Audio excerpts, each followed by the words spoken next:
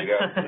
Good afternoon, everyone. I'm Joel Wood, and Joel Copperud from Council of Government Affairs team. And he is sitting appropriately to my left, or to your left, and me to your right.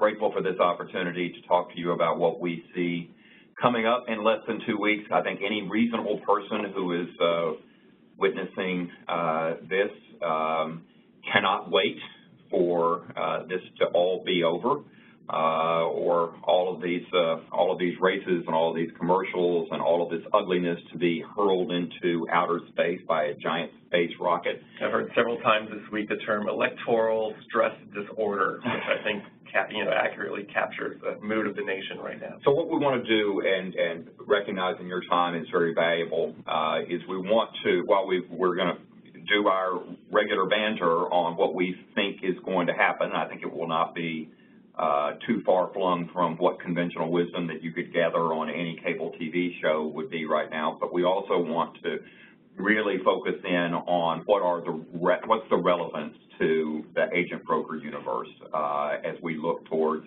not only towards the short term in this lame duck session of Congress that's coming up, but more long term. And let's just go ahead and get the obvious part over with for me. I mean, I think Republicans are going to have 4 years now to contemplate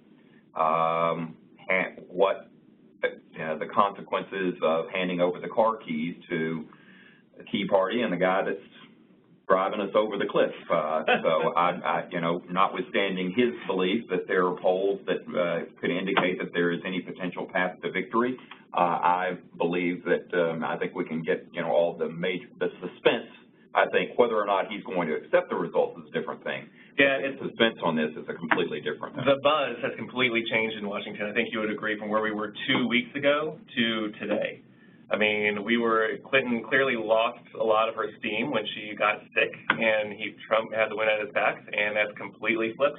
And the conversation is not really about whether Trump can win. It's really by how much is he going to lose? What's her margin going to look like?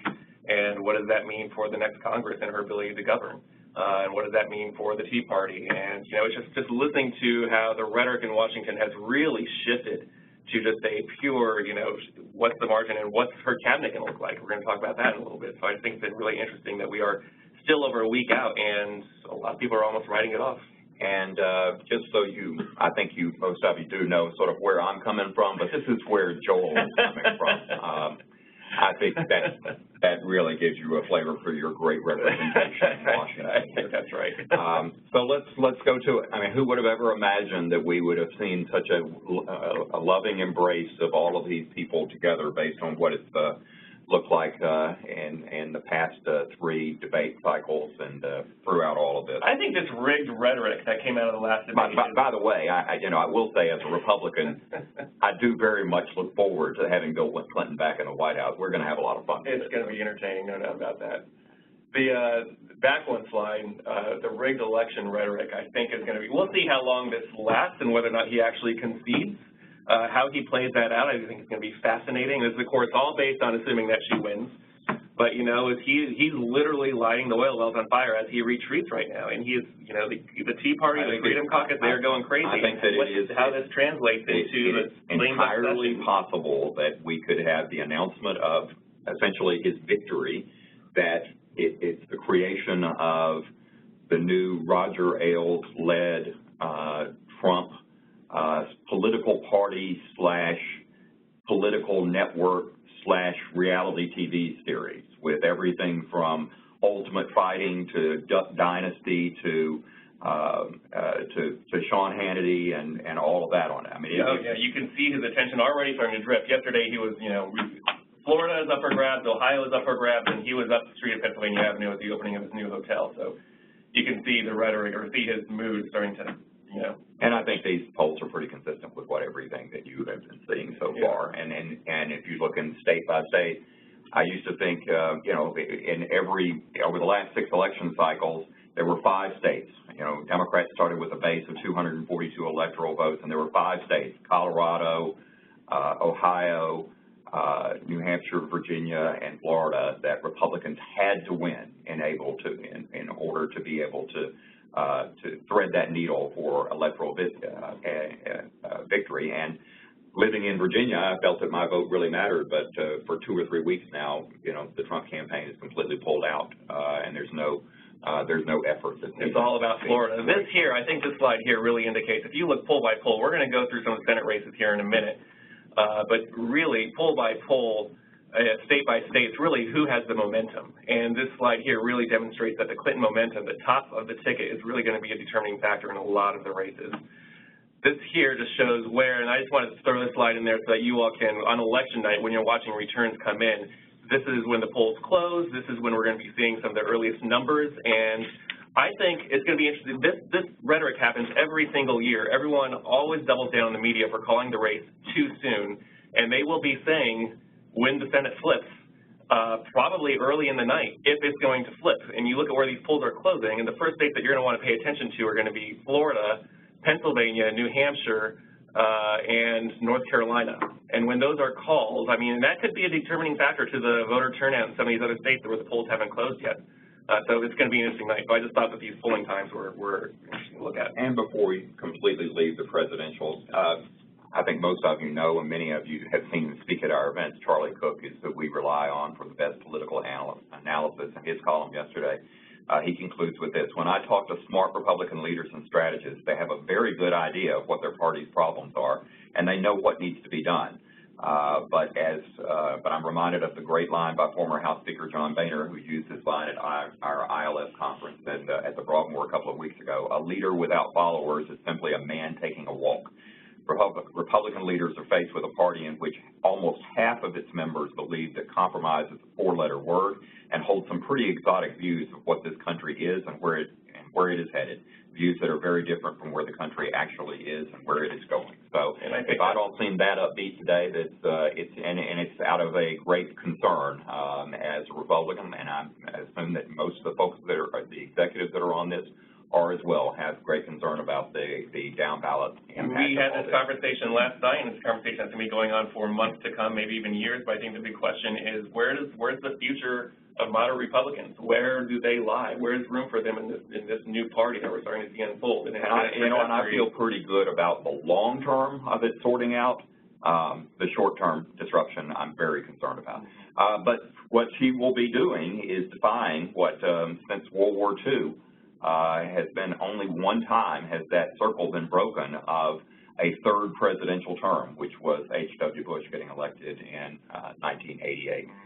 And then immediately afterwards, and this may be what will help unite the Republican Party, the day after the election, you are going to see media attention on focused intensely on Senator Elizabeth Warren, and who has been as a wildly enthusiastic backer in recent months, notwithstanding coming from a very different place on her view of the financial services industry, Wall Street, and the potential for anything that she does not approve of, catapulting her into the favorite for playing the sort of Tay Kennedy spoiler role circa 1970, circa 1980. I think these concerns are valid as to how much pressure is the far left going to put on the Clinton administration. We already see Bernie Sanders has committed to introducing as legislation everything that is in the Democratic Party platform as a means to hold the Clinton administration to the line and not giving up on affordable education and whatnot. But I think this idea that Elizabeth Warren is going to go overboard and hold up nominations and just really be a thorn in her side is going to be really limited by the foresight that only in 2 years Democrats, risk the majority of the Senate, assuming that they win the majority in 2016. So I think that Chuck Schumer and the more moderate Democrats in the Senate are going to hold back Warren, and she's going to be forced to be a party player to some degree. And so what is your prediction on the issue of the Supreme Court? Because I think this sets the tone on everything. That if President-elect Clinton asked for Obama to withdraw the nomination, because I believe that Merrick Garland could easily be confirmed in the lame duck session. He'd have 10 to 15 Republican votes probably, and he'd have all the Democratic votes that have already been pledged to him. He's far more moderate than theoretically a President Clinton would embrace. Does she want that to be her first battle, particularly if it's sort of an even split in both the House and the Senate, or do you think that she will? I think absolutely not. I think she's a pragmatist. I mean, this is why I'm a Clinton supporter. I think she wants to get as much of this Obama administration baggage behind her. She's on the record of supporting Merrick Garland's nomination. She wants to get this through and get it done with. The case can certainly be made that this is her legacy, right? And she's got at least one, if not, Merrick Garland, this current seat, possibly another, possibly even three that she could put her own stamp on. But, her priorities in the next administration, she's made it clear she wants to be transportation and infrastructure, a lot of investment in infrastructure, and immigration reform. And if she puts all of her political capital right out the door on a major, it's going to be a big fight, that Supreme Court battle, especially if it's not Merrick Garland. She's going to waste a lot of that capital on priorities, or sacrificing the priorities that she wanted to get done. So I suspect that we see the Senate move on Merrick Garland. I think you have a higher level of confidence in her moderation than I do. Nonetheless, I would be, in attempting to be hopeful if we see in, some moment of putting this election behind us, having that honeymoon period of a first year with a closely divided House and Senate with pragmatic leaders that we're going to talk about, and if she attempts to model her administration on the last 2 years of Bill Clinton's presidency, where even post-impeachment, he worked together with Republican leaders triangulating congressional liberal Democrats and achieved welfare reform, balanced budget. They were pretty good years, and I think that would be a great model.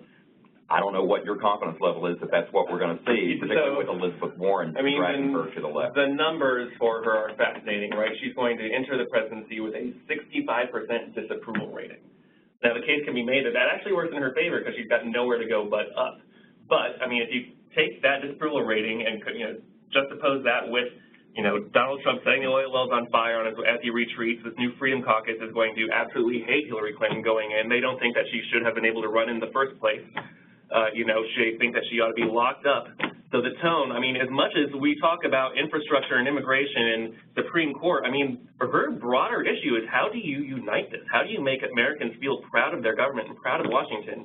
And how can she talk to Paul Ryan when Paul Ryan is being pulled from the right? And how can she work with the Senate where she's only got a 1 or 2 seat majority? It's going to be really fascinating to see how she's got a lot of strong deliverables that I think she's capable of maneuvering through this environment, but step back and look at the broader picture, and I think she's really got to figure out how to fix that disapproval rating and how to get with the 65% disapproval rating. We are, while it has been incredibly sluggish, and much of America doesn't feel it at all, we are in the 4th longest period of economic growth in American history in terms of month over month. We have a recession coming up. There's going to be incredible pressures on all the Republicans to unite in opposition to everything. Which she would make the case is going to be helpful for her infrastructure package. All right, let's talk about the famous down ballot related issues, and especially looking at the Senate, we've got a flipped situation from 2014, flipping to 2016, flipping to 2018, wherein 2014 was a great year for Republican candidates. They did not embrace, primary candidates that could not win their general elections. They threaded the needle pretty well, had a couple of opportunities in Virginia and New Hampshire that didn't come through for them, but otherwise ran the field. There were also twice as many Democratic-held seats that were up for grabs in 2014 as there are in 2016. So when you look at this map, Republicans start immediately with a great disadvantage over more than twice as many seats that are up, and really only one opportunity for a potential Republican pickup. The margin, of course, is 4, assuming that Tim Kaine is going to be the president of the Senate as the vice president. And so let's sort of click through some of these. And I've already got a question here, and this is the answer. We're at your service, Mr. Pritchard. Here are, and this is compelling. Just yesterday, the White House announced, I've seen it portrayed as both 22% on average and 25% on average increases. Meanwhile, in the private employer market, we'll talk more about health reform and its implications, but we're talking, 4 to 5%, 4 to 6%. I know our plan here at the council is up to 6%. This is, you could play this either way, though. I mean, I think that, this also is going to add to the pressure that might build on single payer. Again, we'll hold that conversation off. But it does make for very interesting political conversation down the stretch in some of these very key jurisdictions. I think it's too late to see an October surprise at this point, given her momentum. But if there is one, I think this is it, especially the noise around Obamacare. Yeah. So let's go through them. I think, the most common concession is that, and you can see polling in every single one of these races that winds up on either side. But I think the common conventional Washington inside the Beltway wisdom is that Senator Mark Kirk cannot overcome in a blue state like Illinois this challenge by Representative Tammy Duckworth. Yeah, completely. Likewise, in most all polls, Senator Ron Johnson from Wisconsin is trailing former Senator Russ Feingold. I would note that you have to go back to 1922 or 24 to find an example of a senator who is defeated who comes back and defeats the guy who defeated him. But nonetheless, most of the polling, for whatever reason, that Rust Belt type of manufacturing Midwest sentiment has not translated as strong, that has been pro-Trump. It has not translated as well in Wisconsin. Forget election night. It's already been called since last weekend. The me have been saying it again and again. It's over. It'll be president. It probably does. All you're talking to, though, are inside the Beltway Washington conventional wisdom guys. And if you had asked us any of this stuff a year ago about the possibility of Donald Trump, this guy being our nominee, I would have told you it was insanity. I would have told you that, what our party does, what the Republicans do, is they nominate the next guy in line, and that Hillary's numbers were so abysmal that almost any one of those candidates of the 17 that were out there would be beating her by double digits right now, and I think even you can see that. Yeah, and there's also a whole conversation. So don't listen to us. There's a separate presentation that we could give here also on the validity of polls and polling, and the political elite doubling down on Hillary Clinton. You can make the case is not helpful to her because this is an anti-establishment election. Every member of Congress that I talked to, the single unifying issue isn't necessarily jobs. It's certainly not national security. It is anti-establishment. They are tired of gridlock. They're tired of Wall Street. They're tired of the mainstream media. And it's that same coalition that put Brexit over the edge.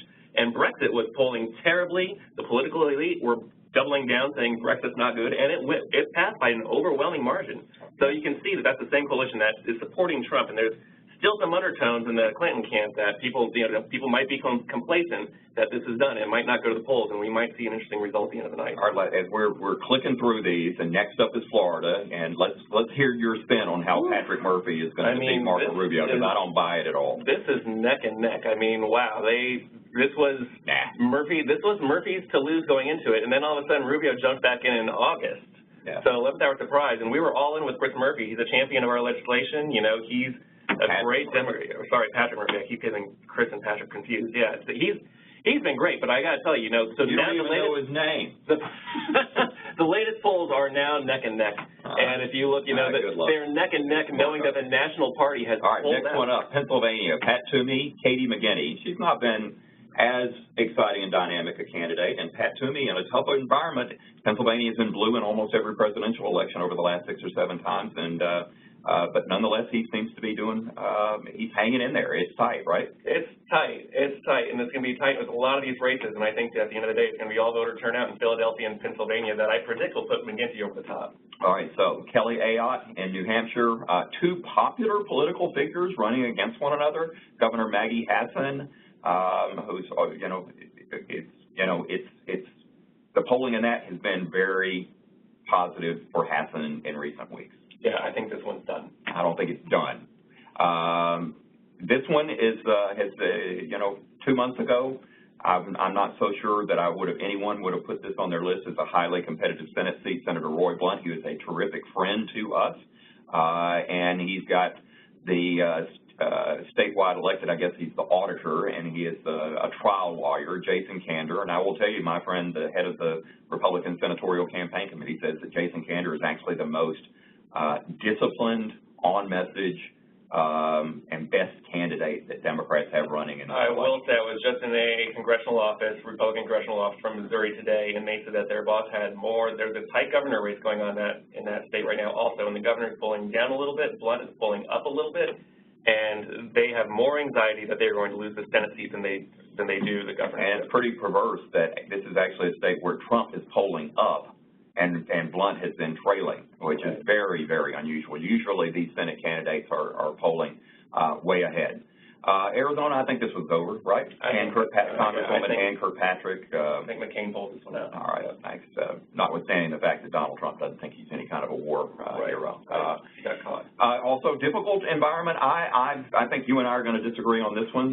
We hosted an event with Council PAC and a lot of our industry colleagues, both for Senator Blunt, for a lot of these candidates, in fact, but Senator Richard Burr from North Carolina.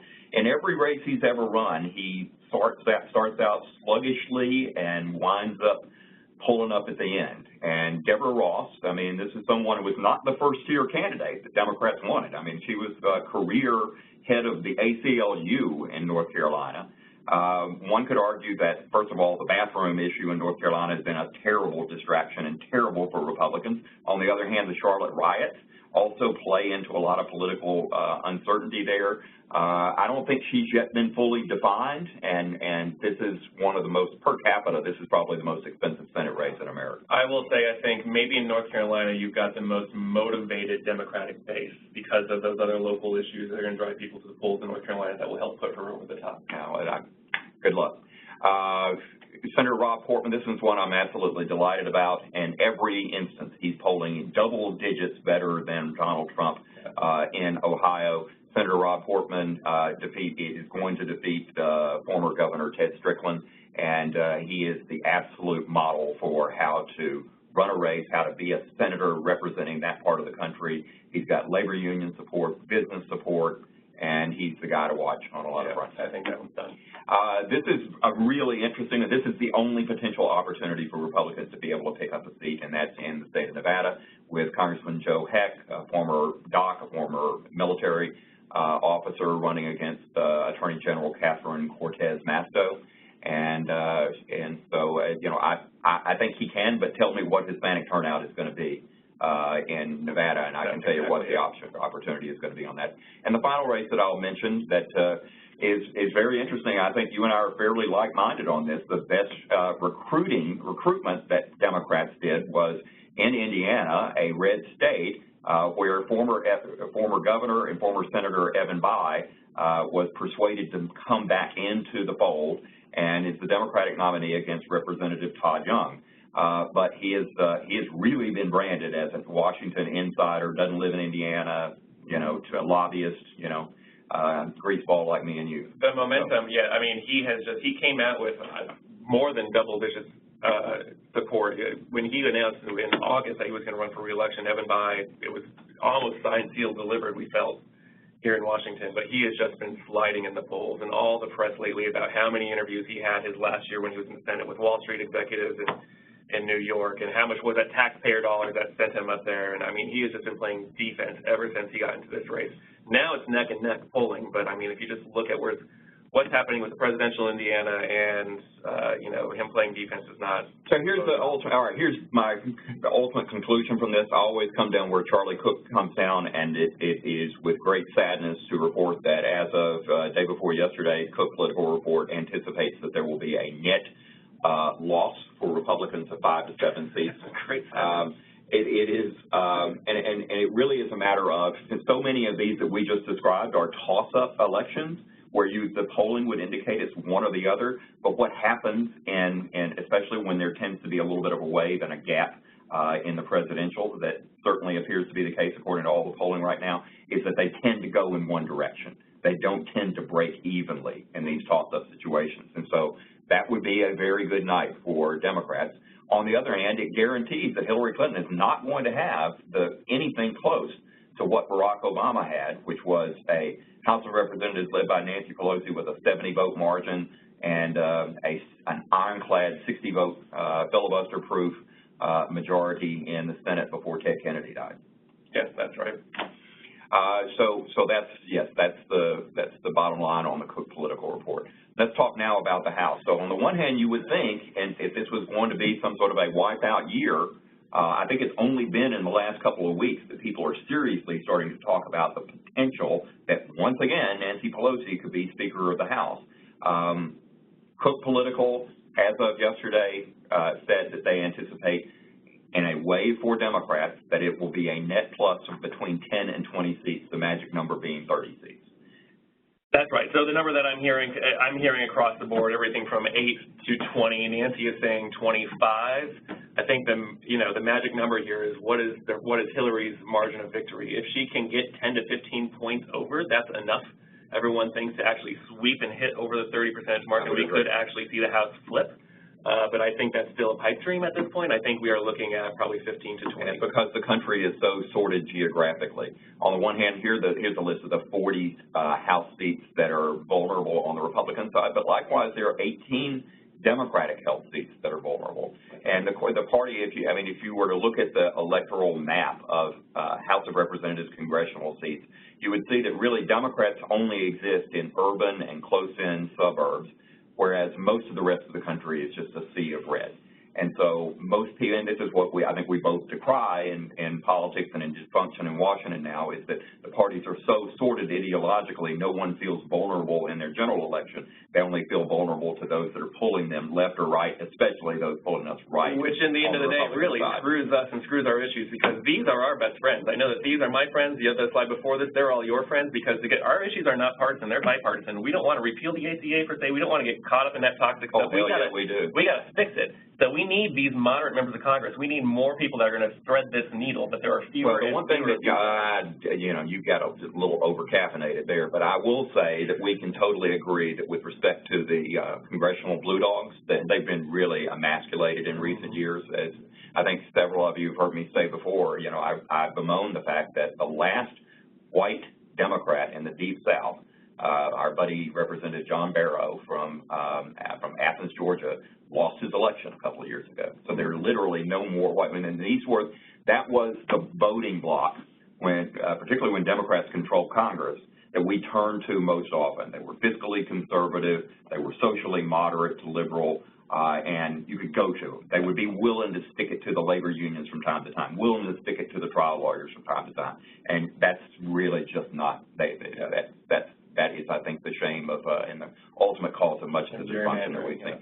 Down the stretch, UDs have been outraising us, and you've got a lot more super PAC money. You've got guys like Paul Singer in New York, Sheldon Adelson in Vegas, and Phil Anschutz that are largely on the sidelines, that are not spending massive amounts of money down the stretch. Which is really interesting. But we're doing pretty good on cash on hand. We make a lot of noise about Citizens United and how that's a top priority to overturn that. I think we'll see a lot of noise in the next Congress about campaign finance reform and fixing the system, but it is kind of ironic that it has worked in Democrats' favor. Yeah, I agree.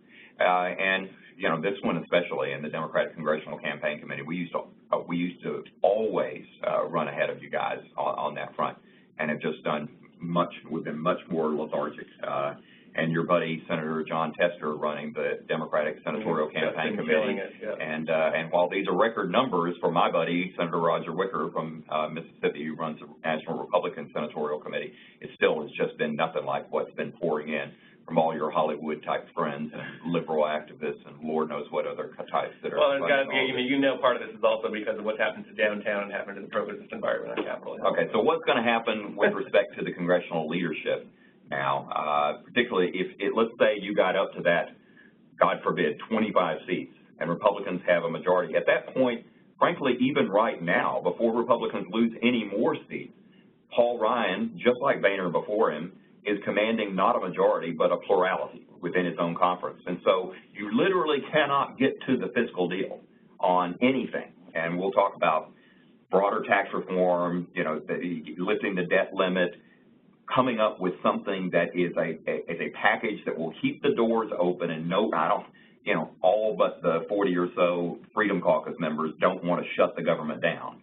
But you can't get there unless Nancy Pelosi is there with you. He hasn't. I would challenge you to find a major piece of legislation that he's been able to pass through the House this past year without the support of Democrats, and that's been to the far right. It's been the support in there for a long time. A bunch of good things that die in the Senate. To your point, he needs a plurality to get things done, and it's been strangely, it's been elevating Nancy Pelosi's stature. Here was Paul speaking. To our own horn. You all know there's 38,000 registered lobbyists in Washington, and we have to exert ourselves as aggressively as we can to try to have friends, win friends, and influence people.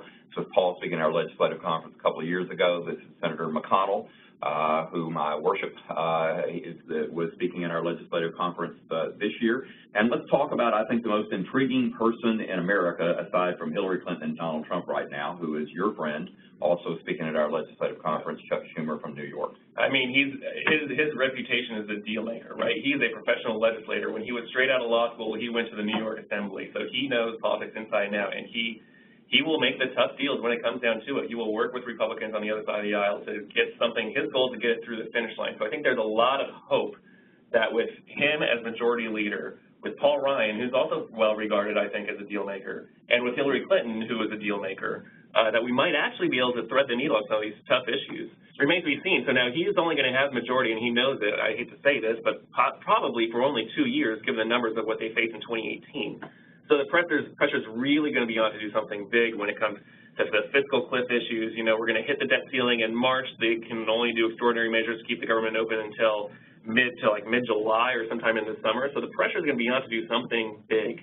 So and can he accomplish that? You know, I'm a Southern. I used to think very conservative Republican. I guess by today's standards, that makes me a moderate to liberal Northeastern Republican. But you know, a Brooklyn brass knuckles, you know, fundraising machine who can be very abrasive. Chuck Schumer is not my cup of tea, but I couldn't agree more. I think he's going to be way better than Harry Reid. He does like to ultimately create the deal, and you know, time will tell. But it is, you know, I can envision. I'm hoping he's still the Senate minority leader, that somehow we can pull off maintaining the Republican majority in the Senate. But nonetheless, I think he is the most intriguing person in all of this. Yeah, that's right. So let's talk about how everything is going to play out. First of all, lame duck. We have 2 parochial priorities that I do want to speak about. First of them is, or go ahead. Yeah, I was just going to say, this lame duck session is going to be really fascinating for a lot of reasons, right? It's going to be the Wild West in terms of what gets accomplished. There's a lot of big issues facing this Congress when they come back after the election. Mostly the Supreme Court justice nomination, but then also TPP, which has been a priority of the administration, priority of national security hawks. And there's, not a chance. In theory, a lot of philosophical ideologues out there that would like to see it pass, but because their feet have been held to the fire by Donald Trump on trade and by Bernie Sanders on trade, will they take that vote and get through? So I think TPP is going to dominate a lot of the noise in a lame duck. Merrick Garland's going to dominate a lot of noise during lame duck. Then they got to do a big fiscal deal. This is something I'm actually going to say. I cannot see the TPP because the only one who really has a tremendous amount vested in this right now is the President of the United States, and he is completely disengaged. And frankly, it's the one thing that makes me hopeful about Hillary Clinton is that I think that he is not engaged day in, day out. He doesn't work the phones. He doesn't bring members over. The most astonishing thing I heard of a couple of weeks ago was at a dinner. I heard this secondhand, but from a couple of people that were there, at a dinner with African-American Republican Senator, beloved guy, Tim Scott from South Carolina, with African-American Democratic Senator from New Jersey, Cory Booker, your friend, and they were talking about, and everybody considers Cory Booker to be a national class figure who for the next couple of decades is a potential presidential candidate.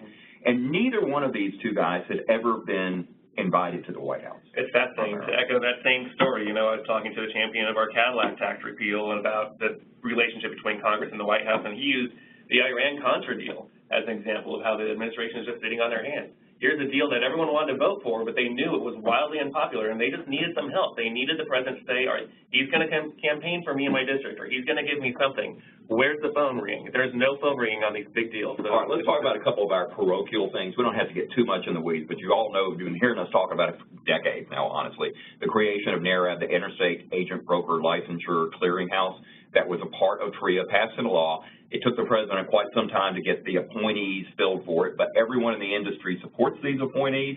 All of the regulators support them, and this clearinghouse can actually move forward as soon as they are confirmed by the Senate. It's still probably going to take a couple of years before they start issuing licenses, but we are convinced that this is going to make life a lot easier for all of our member firms. It gives them an option for a interstate passport, but it's being held up. They have to have 100%, all 100 senators and one senator can have a hold anonymously in the Senate on this. So we're still hopeful that we can break that free. That may be one good consequence as well of Hillary Clinton winning, is that if any Republicans have any concerns about her, and we suspect we know who they are, about this slate of nominees being Obama nominations, and why do we want to approve Obama nominations, then they're not going to get any better with Hillary Clinton. We don't want to have to go through this process again. That's one of the things that we're working on, and Senator McConnell was trying to help us on that. Right.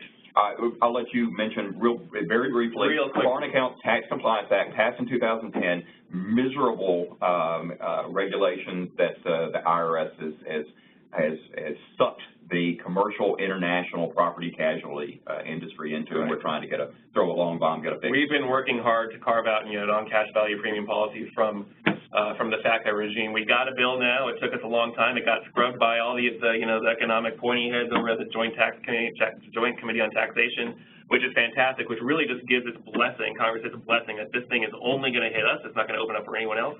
We got this legislation dropped a little over a month ago. We're hopeful that we can get this passed in the lame duck and attach it to either a big fiscal deal. Hope maybe we can, get it in a technical package. That's a long shot, but probably not. Probably a next year issue. Right. There's probably a 10% chance we can do lame duck. But regardless, we've got a lot of. At the end of the day, this is going to be hundreds of millions of dollars of completely useless compliance burdens on our member firms with no conceivable benefit to the federal taxpayers on this. This is everything that you think sucks about Washington that is distilled in the essence of bringing in our industry sector under this. Regulatory overreach at its finest. Right. I love hearing a liberal Democrat like you talking about regulatory, and I've rubbed off on you a little bit. Let's talk about some other next year issues. Flood insurance. The federal flood insurance program is going to be up for reauthorization in September or October of next year. Could be sooner if we have any other major flooding events like Hurricane Matthew. It is, and we're already seeing the battle lines, sort of the circular firing squads. And if you were to take the current chairman of the House Financial Services Committee, Jeb Hensarling from Dallas, and the current chairman of the Senate Banking Committee, Richard Shelby from Alabama, those two leaders would sooner light themselves on fire on the floors of their respective chambers than simply reauthorize the program and up the borrowing limits for it. How do you see it going forward? I don't think we see this go. I don't think we know how this is going to play out until July when we face the August recess. The Congress never does anything until they absolutely have to. They don't have to do anything until September 30th. Now, they've got a timeline. We're going to see draft legislation by the chairman introduced early next year. It's going to be a marker. We're all going to tinker with it. We'd like to see more private market involvement in this. We want to preserve the right to your own companies. We've got our priorities in this. But when push comes to shove, I don't think they're actually going to move until they absolutely have to. And I see this being part of, here's my big fear. So we've got the August recess, right? Congress is going to adjourn. Sorry, we hit the borrowing limit, or the program expires September 30th, which is also the same time that they're going to have to do a big fiscal deal to get the government open. They're going to have to do the regular government funding by September 30th. We're also going to have a big fiscal mess that's going to happen in July when we can't use extraordinary measures to keep the government open anymore because we've surpassed the debt ceiling. So I'm concerned that a lot of the capital that Jeb Hensarling is using and Maxine Waters is using, that Paul Ryan is using and Chuck Schumer is using, is being spent on these larger issues. And this, although we are all going to be running around with our head cut off trying to reauthorize this thing, it's going to be swept to the side. So I could envision a scenario where they do short-term passages of this. I don't think they'll let it expire, but I think we could see, let's kick the can down the road a couple months, kick the can until we really get John Boehner essentially, very much over the objections of Chairman Hensarling, who supported bigger waters and actuarial soundness, no matter how much that increased costs. And he, with Eric Cantor by his side, they overcame that. In the meantime, there's a reason I've got this image up, because the two most important leaders to watch on this are going to be in the House of Representatives, assuming that Republicans hang on to control of the House, which is maybe a big assumption, are Representative Steve Scalise on the right there, who is the number 3 guy in the Republican leadership behind Speaker Ryan and Majority Leader McCarthy, and he's from New Orleans. And so you can already see the battle lines, and that's with Jeb Hensarling from Dallas, the chairman of the committee. And that is going to be a very interesting dynamic. Can they come together on this? We think that there are a lot of great opportunities for our member firms in this, particularly in the surplus lines arena. Once we can get a piece of the legislation, we passed it in the House of Representatives overwhelmingly with over 400 votes. that would say to the federal banking regulators that they had to accept non-admitted paper as fulfilling the requirements under the National Flood Insurance Program. And there's a great opportunity there. Now, we're going to hear from probably Elizabeth Warren and some others' concerns that that's going to be tantamount to cherry picking, but that's a great opportunity. In the meantime, you're going to see all these pressures from Senator Schumer and Senator Menendez from New Jersey, the lingering resentments post-Hurricane Sandy about the write your own companies. And we've all seen the 60 Minutes pieces and all of that. And so you've got to push and pull all over the place on this. It's not necessarily a partisan argument. It's just that it's going to be, it's more of a regional. And it's going to come down to affordability. Affordability. How can we reach, how can we, and Maxine Waters, how can everyone achieve their goals, more private involvement? You know, he'd like to see the end of the program unwind it completely, but how do you do that? And I mean, how can we keep creating affordable? On every front, everybody wants to go to heaven and nobody wants to die. So with that, let's talk a little bit about cyber insurance. President Obama has been very active with executive orders on cyber. For all of our member firms, it's sort of the wild, wild west. We will continue to see pressures build for the creation, which we strongly support, of a single federal standard for cyber breach notification. Yep. Beyond that, I think that there are a lot of concerns within our industry and among some of the insurance companies and risk bearers of mandates on the cyber side and guaranteed issue. I really don't see those. You know, I mean, we've had some catastrophic breaches already, and I just don't see the political, any sort of a dramatic political circumstance that would force those. Right. I think we will be in the weeds on the regulations as they're being written. I think we'll be part of in this conversation, just like we are now, and, you know, we're going to be more on the regulatory side than the legislative side. And the guy to watch on this is the #3 member of the U.S. Senate on the Republican side, Senator John Thune.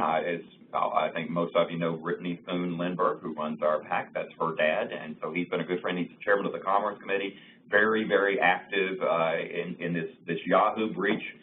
He's been stepping up. We look to see a lot of leadership from him on cyber-related issues, and we'll be deeply engaged in that next year. Let's talk about the ATA stuff. So, we are in a slow motion death spiral with these state-by-state exchanges. You even acknowledge that. A third of America is not, only has one insurer that is offering a plan. We've got the 22 to 25% national average for increases with the exchanges.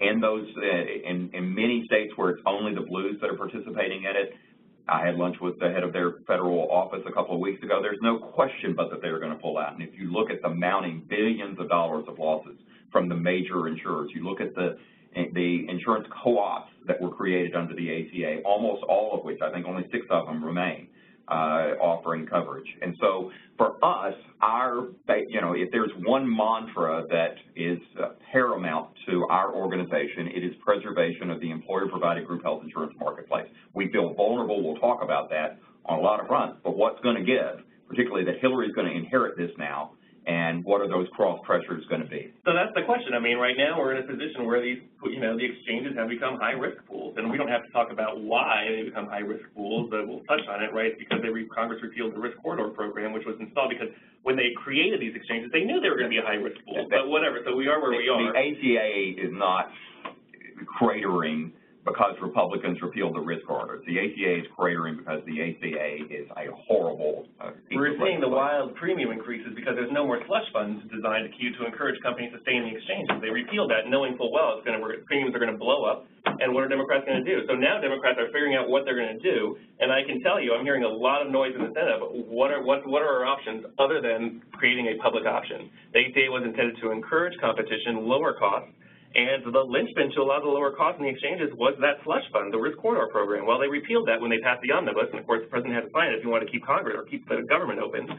So here we are. So how we fix it, I'm not sure. I've gotten calls from members of Congress saying, I know that you guys have the answer because no one understands the market better than brokers. What's the answer on this? And I'm in a position where, like, I don't have the answer for you. And it's going to be interesting to watch this unfold. So on the one hand, I would say that I could not have written a more beautiful script for Hillary Clinton in that second presidential debate when she talked for a couple of minutes about what she wanted to do globally on or broadly on health insurance reform, and she talked about building on the employer-based system. That was exemplary. I mean, we could not have written that any better. On the other hand, you cannot shore up these state-based exchanges that are cratering and the national exchange unless you pull away and you suck away some of the healthy and younger workers that are in the employer pool. And so you can do that, both through the tax mechanism and through other legislative means as well. But how is she going to be able to resolve that, particularly if we are we remain in a dysfunctional, highly inflammatory political environment? Right. Well, there's also all the noise about whether or not HHS can use their authority to create some kind of national benchmark plan, right, to also keep, add some sort of stabilization to these markets. And that's not going to be a long-term solution, I don't think. And one of the things that we thought was great about the ATA was that there was going to be a national benchmark for a basic level bronze type of plan that could cover most of the essential needs for most Americans, when then the administration didn't have the spine to overwhelm all of the state mandates, everything from acupuncture in California to every imaginable type of procedure, right. And didn't have the spine to do that. However, in the absence of her ability to get legislation on this, I think you're right. There is the opportunity, the statute does provide for the opportunity for HHS to negotiate with a couple of insurers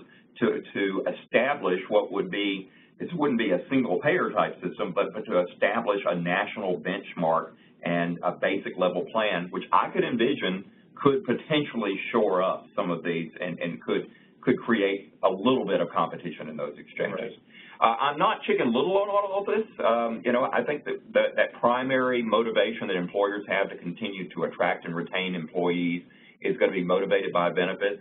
I likewise know that as much disdain as the overwhelming majority of our membership has had about the ACA and what it ultimately is going to mean to the economy and to our industry, they've done quite well with it, because what they've done is they've so complicated things, particularly with this last round of employer reporting requirements, that clients are increasingly turning to our member firms and helping them resolve the problems, notwithstanding the fact that I think disintermediation was something that the administration and a lot of your congressional friends on the left would love to achieve. Here's where the opportunity is going to be, and here's where the risk is going to be for us next year on the tax side. So this is the big battle next year, right? We've been talking for, I think, probably 6 years about major corporate tax reform. They haven't reformed the tax code, rewritten the tax code, since 1986. So this is the most convoluted, most screwed up tax code in the world. The corporate tax rate right now is 39%. The goal is to lower it by at least 10%. Donald Trump's goal is to lower it down to 15%. And the conundrum there is, where are you going to come up with that money to replace the money that you're losing? And we are, front and center of that list. The next slide just shows pretty clearly. Well, this just underscores the pressure that's on Congress to move forward. We've got some member companies that are making this #1 issue to make our tax code more competitive with other global tax codes, because otherwise you got this corporate inversion environment that, we've already seen everyone that's jumping ship now, moving all their companies overseas. And there's a laundry list of other companies that are about to follow suit if we don't fix this. And so I think most people are surprised when they learn that much more so than the home mortgage interest deduction or even charitable deductions is that the exclusion of employer health insurance is the #1 item. So we feel vulnerable in any potential battle on this, and we see pressures on this from both the right and the left. I'm the one that noted that both President Obama and Ted Cruz, when he was doing his famous filibuster, when he was shutting down the government, reading Dr. Seuss on the Senate floor, they both called the employer-based system a historic accident. And it does concern me as well that I think Paul Ryan is very pragmatic. If you look at the blueprint that he and congressional Republicans put out, way overwhelmed by, the Trump campaign stuff, and the media never really picked up on it. But their blueprint has very modest reforms on the exclusion. It does suggest that Congress should look at capping the exclusion for high-income workers. I note the irony that Republicans are the ones talking about taxing the 1% on this. Former chairman of the Ways and Means Committee, Dave Kemp, suggested doing it at $200, that there would be no deduction that could be taken for any employees making over $250,000 or couples making over $400,000. Boy, you read the tea leaves on what's happening right now in the big picture of tax reform, and the noise that taxing plans or rolling back the exclusion in some form or fashion has gotten this past year.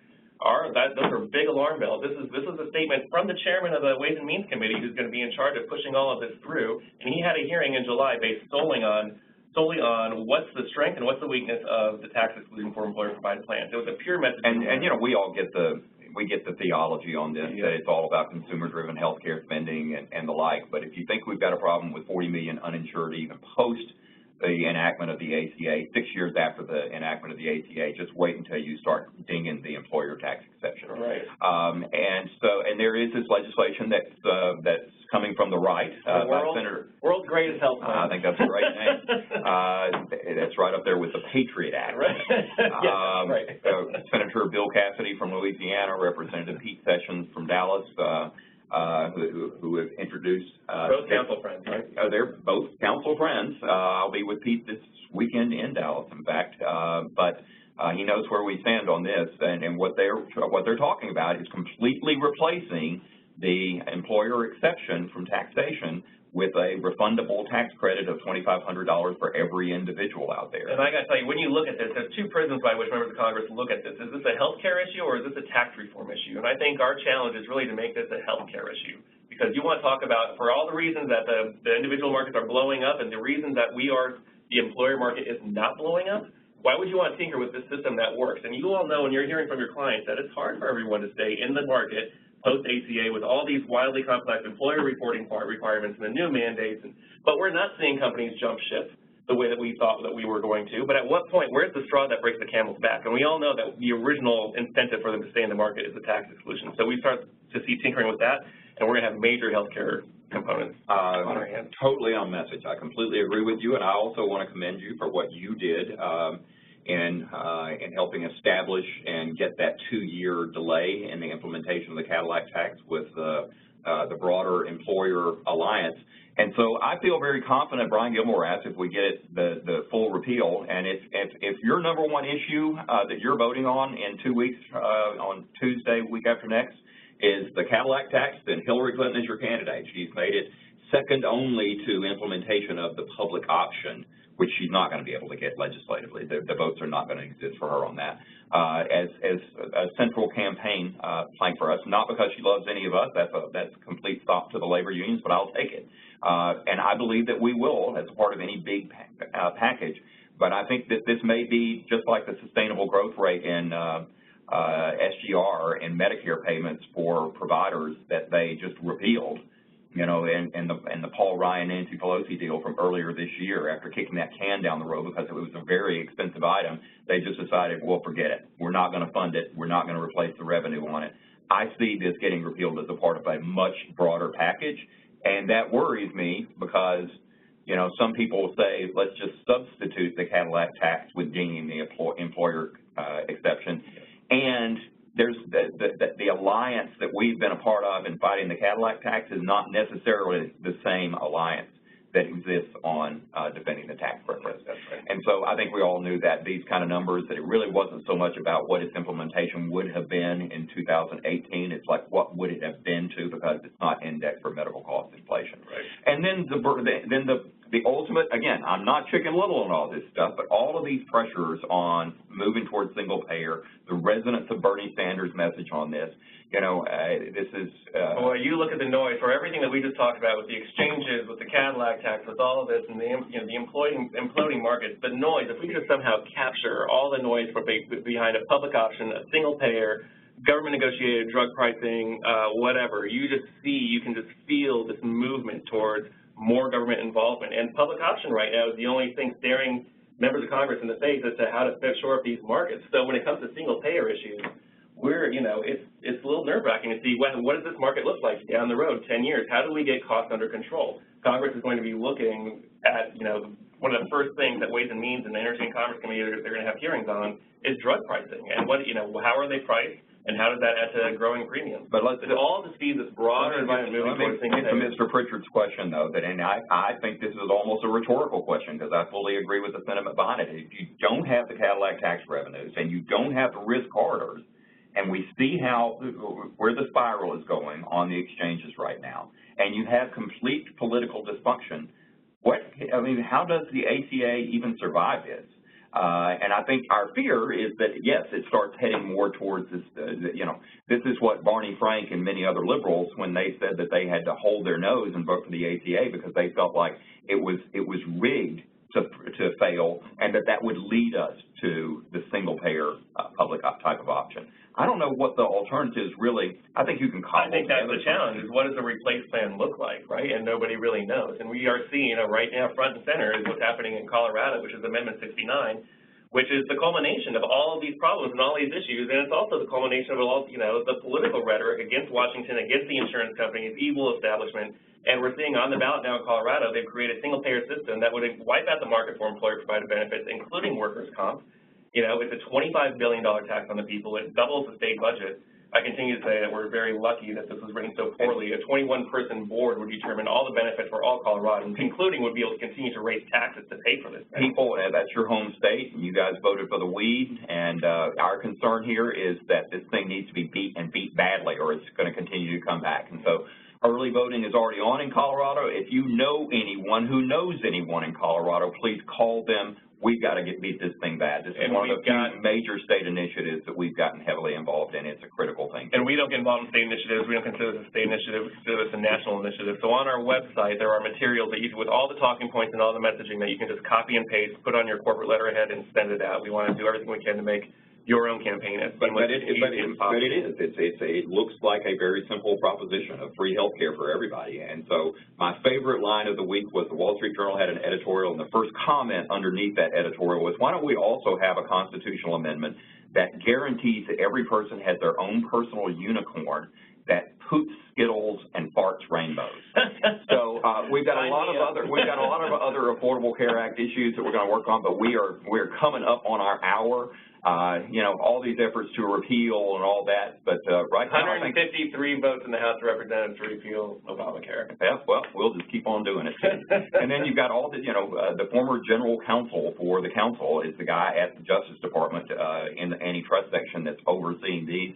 I think all we have here is conventional wisdom that Humana, Aetna, probably, Cigna, Anthem, probably not.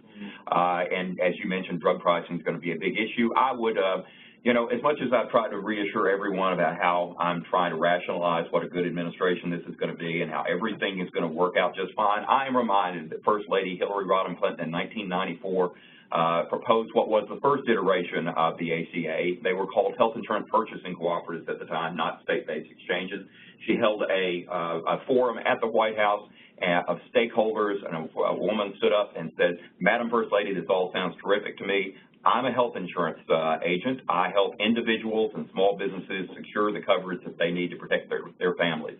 And where do I fit in on all this? And her quote from, you can Google this one up, her quote to her was, you appear to be a very bright person. I'm sure you can find something else to do. I cannot think of a better case study of experience and why experience matters than that exact anecdote. And you compare those words with what she said at the last debate about the strength of the employer-provided system. That was 1993. We were making a mountain out of a molehill out of that. Got one hearing in Congress, and it was shut down. I will let all of those that are still continuing to hang with us see the defensiveness in Joel's voice that lets you know exactly what he knows the truth to be. So, beyond, look, I think still for Republicans, demographics matter, the famous autopsy after the 2012 election. But one point I want to make on this, and we don't have to go into immigration, how that's going to play out. We all know that Republicans are struggling with their messaging on this. But for the next 20 years, 50,000 Latino voters are going to turn 18 every single month. Every month, 50,000 new Latino voters in the United States for 20 years. The dynamics of the country are changing. And that, right now, is going to help Democrats unless you guys can figure out a different okay. On that note, I think we agree that there are not probably enough angry white people to elect Donald Trump right now. So, and as you know, our currency in a lot of ways is that, and we have to be careful in our characterization of this, is that we do have, last year we met our goal for Council PAC. Many of you have been so generous to us on this. We met our goal of over $1 million, and this is why that's important, because and you all hear this, every single election is the most expensive election in history.